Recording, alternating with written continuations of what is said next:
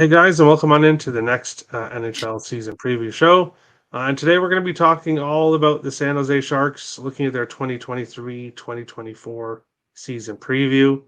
And the Sharks team, I don't know if you can call them a dynasty because they didn't win any cups, but this Sharks team was a um, playoff contender year after year after year for a long time. But the last 4 years, not so much. They've missed the playoffs the last 4 seasons. And we're going to take a look at their offseason here. We're going to start, as we usually do, with additions and subtractions. And as a rebuilding team, you would expect um, there to be a lot of movement. Maybe people didn't expect so many trades overall, but um, the big news of the offseason is moving Eric Carlson to Pittsburgh. But if you look at the guys San Jose brought in here, I like Anthony Duclair. He is somebody I'm going to be targeting for goal scoring props for San Jose. Not that San Jose is going to be a team that people aren't really going to probably look at for player props because a lot of people are going to be betting against San Jose. And I'm not saying take the money line, but there's going to be money to be made on props with San Jose if bookmakers have them um, priced well. Like Duclair to get a point is probably going to be plus money, and he could potentially be one of their top scorers. Mikael Granlund, his best days are behind him. As soon as he left Minnesota, things just started going downhill for him. Nashville just wasn't good. Went to Pittsburgh, was way worse. And now he's heading to San Jose. Maybe something happens and we see a resurgence for Granlund, but uh, I'm not ready to believe that. Mike Hoffman, another guy who can score some goals, is coming to the Sharks team. Potentially going to be traded at the deadline. I don't really think that he's a long term fit for the Sharks, but he could be a guy that's motivated on this Sharks team to get some offense and potentially get a trade to a contender. Some depth guys below that, but the guy at the bottom of the list, Philip Zadina, a very high draft pick by the Red Wings, never really worked out in Detroit, but we've seen it before where all a player needs is a change of scenery. Maybe things just didn't work out in Detroit. Maybe he's going to come out here to San Jose and maybe he's going to have his career restarted, but that's a lot of maybes. But he is someone I'm going to be keeping my eye on. That's for sure. On the Sharks roster, the guys going out, obviously Eric Carlson was the biggest guy going out. Aaron Dell, how will the Sharks ever be able to survive without Aaron Dell and James Reimer? No, the Sharks will. Well, I don't want to say be fine, but they will have guys that are comparable to those guys. You can go out in 5 minutes from now, any general manager, and get a guy that's comparable to Dell and James Reimer in the league. So basically, subtractions, there's a lot of them. The main one is Eric Carlson, but I like some of the additions here for the Sharks in the offseason. Nick, San Jose Sharks, big list of additions, big list of subtractions, a lot of trades, so a lot of guys traded. What do you think of the offseason for the Sharks so far? This is a tough team to get a read on. Blackwood, maybe this is a resurgent year, but I think we've seen what we've seen from Blackwood: 2 good starts, 3 bad starts, injured, repeat. And I'm not high on him. Anthony Duclair, I think, is a little bit of an underrated pickup. He had a couple of good years when he was healthy, because he was somebody who struggled to stay healthy. Another injury riddled player that they got there with Duclair. Jan Ruda, it's a good depth defenseman. Hoffman can help score some goals. Zadina, maybe this is his spot to get his resurgence. Who knows? Maybe the same Granlund. The thing is with these players who have had not great times the last few years, but where maybe this is one of those spots where they feel no pressure because there's no expectations from this team. On the flip side, I don't think Erik Karlsson is as big of a loss as people think he is. Yes, he's a very good offensive defenseman, but he's a defensive liability. And when you have him on the ice, you basically have 6 forwards, or no, 4 forwards and one defenseman. Because he was more of a forward than he was a defenseman. Nudavaro is a nice little depth piece I liked. I think this team is going to tank without Vesna caliber goaltender Aaron Dell. We all know how prolific he's been the last few years, and they're definitely going to miss him. Reimer, yeah, a little bit maybe. He's a decent backup guy. But overall, I don't know if they got much better. I don't know if they got much worse. I think this is one of those where they're just kind of like cycling new pieces. They got some decent picks with the Karlsson trade. They got a first-round pick from the Penguins next year, things along those lines. So it'll be interesting to see what they do going forward. But this is a team definitely in a rebuild right now. Yeah, and that's probably, like you said, you weren't quite sure about some of the moves they made, but a lot of these trades, like Duclair and Hoffman, those are guys that are probably going to be traded at the deadline for picks. So the Sharks, which are 4 years missing the playoffs, are not at the end of their rebuild. They're kind of still right at the start of it. I don't want to say they're going to be a Buffalo Sabres that miss the playoffs for that long, but the Sharks prospect pool is not fully rebuilt. It still needs a lot of work. So that's potentially what's going on here. Is like you said, the Karlsson first round pick, getting Duclair, getting Granlund, you probably won't be able to trade for much, if anything. But if he has a really good year, if any of these players, Blackwood, Hoffman, Granlund, Duclair, potentially Zadina, probably they wouldn't want to move because of his age. But those other guys, if they have a good season, the Sharks can trade them and get some high picks. So that's what I think the Sharks are focusing in on here in this offseason. And that's why I'm looking at player props, because some of these guys are going to be really motivated to get traded to a contender. Looking at upcoming free agents for the Sharks, I'll start with the smaller list first. Radim Simek and Jacob McDonald, 2 defensemen, both probably on their way out.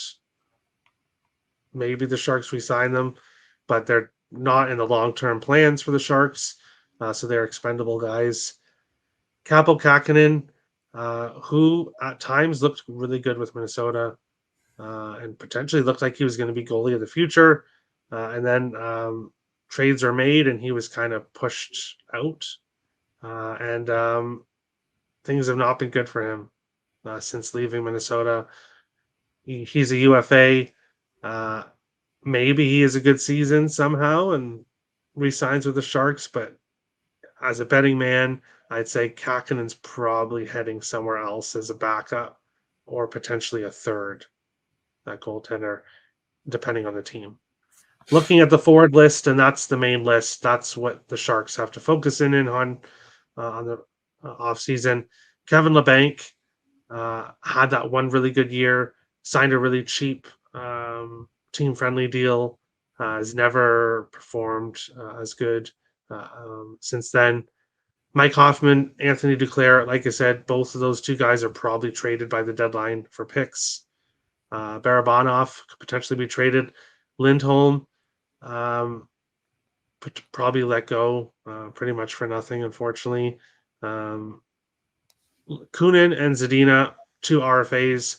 Those guys, I think San Jose will be resigning. Luke Kunin, former Wild, and Philip Zadina. Both guys RFAs. Those are the 2 guys I think San Jose will keep around. Everyone else, if the Sharks can trade them for picks, they probably will, or they'll go away in the offseason. Nick, San Jose Sharks, upcoming free agents. What do you think is the most? Who do you think is the most important players for the Sharks to resign? Yeah, I think when you look at these free agents for the upcoming year, the biggest question is who is going to be there to resign. Because as you mentioned, we could have a situation where Hoffman and Duclair and Barabanov and Zadina, they get traded during the season. And if you're trading all these guys, obviously you don't need to re-sign them because you're not going to have them anymore. So this is a big question mark for me. Is who's going to even be there the time that would come for re-signing? If they're there, I would probably look to re-sign Zadina, and maybe LeBlanc and Duclair. Duclair is only 28. LeBlanc's 27. Hoffman's already 33, so I don't know about him. And Barabanov's 29, so maybe him. But like I said, it all depends on who is still there at that time. Defensemen, I don't really have too much for them. And Kakinen, he's somebody where, yeah, he struggled last year, but I think that's more of the team in front of him rather than him because he looked decent in Minnesota, but there was obviously a much better defense core in Minnesota than they do in San Jose. I don't think that's really crazy to say. But this is a spot where depends on how he plays this year. He can get re-signed if they want to keep him around. If not, he'll probably walk. So this team, the way I look at him is it depends on who's there to get traded or who's there and didn't get traded. Because we could be talking about totally different prospects or whatever this up the next coming year if they try to trade and other players have to be signed that they got in trades. So who knows? Exactly. Sharks, upcoming free agents, anything can happen with this team. As we've seen with their offseason with additions and subtractions, GM is not afraid to make a trade. So we'll see what happens with the Sharks. Taking a look at possible lineup for the Sharks here. And this is, of course, according to Daily Faceoff. I would have things quite a bit different here. Eklund should not be scratched. Eklund should be on your top line. He is the main player I'm going to be looking at for player props for the Sharks. I don't think we'll get that good of prices with him, unfortunately. But him and Duclair. So Hurdle, Barabanov, I'd put Eklund there. Luke Cunnin can be on the third line or something. But Hoffman, Couture, and Duclair as a second line, that's going to be a line that can put the puck in the back of the net. And that looks like a really good line. Like that probably should be the first line. But Hurdle, yeah, well, we'll see. But that Hoffman, Couture, and Duclair line is going to be an offensive line that the Sharks will rely on. Zadina, Granlund, and Zetterlund, that is a prove it line. If they struggle, if Granlund struggles, if Zadina doesn't have a bounce back year, Zetterlund doesn't play well, maybe other guys get put on the line. But if the Sharks can't get anything from their third line, then they will be competing for last place in the NHL. But if they can get some offense from their third line, Sturm and LeBanc on the fourth line with Lindholm, maybe we see someone would have to come out. So I would probably take Lindholm out and put Kunin down there, Eklund on the top line. But the Sharks' offense is not going to be their issue this year. I'm not saying it's going to be an amazing offense, but that's not going to be their main issue. Defense is probably going to be their issue. A lot of unproven guys, a lot of older guys. The defense was bad last year. I don't really see it improving that much this year. And then Kakinen and Blackwood, 2 question marks in goal. So we'll obviously get to future bets here in a second, but the Sharks are a lot of people's favorite pick for last in the NHL. A lot of people are really low on this team. Make sure to stay tuned to the channel. We'll be having the power ranking show where we'll have a few people, including Nick, come on and rank every single team from 32 to first. It'll all be on the screen, so make sure to tune into that show. We'll see where people put the Sharks. As I've probably kind of hinted at, the Sharks will not be last on my power rankings. Nick, what do you think about the possible lineup for the Sharks here? What are your opinions on it? Yeah, for me, probably Sharks would be 30 or 31 if I was looking at power rankings. As like maybe a lean right now. I think Philly is probably worse than them. That's my pick for worst. Lean at the moment. Don't know if that's confirmed yet, but a little tease there for that show. Yeah. I think if you want to back the Sharks this year, it's a very simple way to do it. Their team total over, and they're going to be a dog most of the time, so that's going to be a 2.5. So I think that this is a team that can get you 3 goals a game. That second line is going to be able to score, as you mentioned. They're very sneaky. I like Hurdle overall as a player. What they're going to struggle with is defense. Ferraro, Ruda, Benning, Vlasic, McDonald. Like, that's not good. That's not a good defense core. That's probably one of the worst defense cores in hockey. That I think could be a major problem for Kakkonen and Blackwood to be behind, and they might give up a lot of goals to how bad that defense core is. So this is a lineup that I think is going to be a good over this year.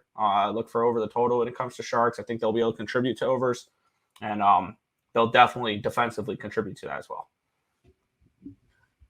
Yeah, and the Sharks might be, I don't want to say like the Toronto Argonauts or like the Montreal Alouettes in the CFL, but the Sharks might be a team kind of like Montreal where there might be really easy to handicap the Sharks team. So hopefully that is the case. Going into future bets with this Sharks team, their point total is at 66.5. They had 60 points last year, 77 the year before that. And then the full season before that was the last time they made the playoffs where they had 101, but that's obviously a much different team. Looking at the last 2 years, obviously they went under last year, over the season before. I'm not pulling any future triggers on the San Jose Sharks. As I've kind of said in the show, I'm not as low on the Sharks as a lot of other people are, but I'm not pulling the trigger on anything here. President's Trophy, win division, win conference, win Stanley Cup. I have it on the screen because I have it on the screen for every team, but that doesn't mean you should be betting it. Make the playoffs. I don't see a way, even though I do like the Sharks offense, I can't make a case for them making the playoffs because they just don't have a defense. And the goaltenders have a lot of question marks. And even if they are able to stand on their head, they're not going to be able to stand on their head every single night. And that's what the Sharks would need from their goaltending. So nothing there. Kakkonen wins at 15.5. With the injury history for Blackwood, that could potentially mean Kakkonen might get a lot of starts this year, which could make me possibly want to look at the over. But to bet a minus 125 on a Sharks goaltender over, I can't recommend anybody to do that. The only bet on this screen, who will have more points, San Jose or Anaheim? I'm not betting it, but if you watch the Anaheim show, I like San Jose to have more points than Anaheim. Anaheim, I haven't 100% got my power rankings listed yet, but with the Trevor Zegras, with the Drysdale, and now with the injuries that are occurring for the Anaheim Ducks, I have them behind the Sharks in my power rankings. I think the Sharks can finish with more points than Anaheim. So that is the only bet I would make here. But San Jose Sharks, not a team you should probably run to the window to bet futures with. And now that I've said that, Nick will list off his 20 future bets that he has for the San Jose Sharks. Go ahead, Nick. Hell no. No, I have no interest in the Sharks team at all. If you like the Sharks, I mean, 66.5 points, that's a pretty low number if you think the Sharks can steal games winning 5-4 type of hockey games. Definitely that's not a bad look. The only thing is I think that Pacific Division is really strong this year, and there might be 5 playoff teams out of that division, and the Sharks are just going to be left in the dust with the Ducks. I think that's a great comparison, Ducks and Sharks there, for who will have more points. And as we mentioned in the Anaheim Ducks show, I wouldn't even touch that until I know whether Zegras and Drysdale are returning with the Anaheim Ducks. So this is a really big question mark for me here. Kakkonen wins at 15.5. The real question you got to ask is, number one, how many wins is this Sharks team going to get? And number two is Blackwood. Would you list him as the starter, or would you list Blackwood as the backup? And if Blackwood plays well and stays healthy, this is definitely an under because you can see Blackwood getting half the starts, more than half the starts potentially, and leaving Kakinen as the backup. Who knows? That is a huge question mark for me as well. Something I'm not willing to take a shot with. So, I guess I literally have nothing because maybe they can squeak over the 66.5 total. But like once I said, I think this is a bottom 5, maybe bottom 3 team in the NHL. So I have no interest in anything here. I cashed the I under last don't year. have it listed on the screen, but there is obviously the bet for the Sharks to finish with the least amount of points. What are the odds But on that one? they're the favorites. No, I don't want them. So they are the favorites to finish with the least amount of points.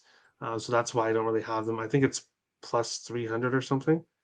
But there's other teams I like more. Chicago to finish with more points. Anaheim. Yeah, we'll get there. But that is the season preview show for the San Jose Sharks. Make sure to give Nick a follow at Nicholas_Earl. His Twitter link is in the description below. Give me a follow as well if you want. Okay. But that is the San Jose Sharks season preview show. Thank you everyone for watching. A few more shows coming after this. We'll have Seattle, Vegas, and Vancouver. So 3 more teams. And then that'll be it for this season preview show. The NHL season is right around the corner. Thanks for watching, guys, and we'll see you on the next show. Thank you, everyone, so much for watching this NHL season preview show. Make sure to hit the like and subscribe buttons as we continue on breaking down all 32 NHL teams, which will lead to the regular season when the Getting Wild with Terry and Friends NHL betting show will return. Thank you, everyone, for watching. Of course, make sure to follow everyone in the description below that was on today's show to show them some support. Thank you, everybody, for watching, and we'll see you on the next show.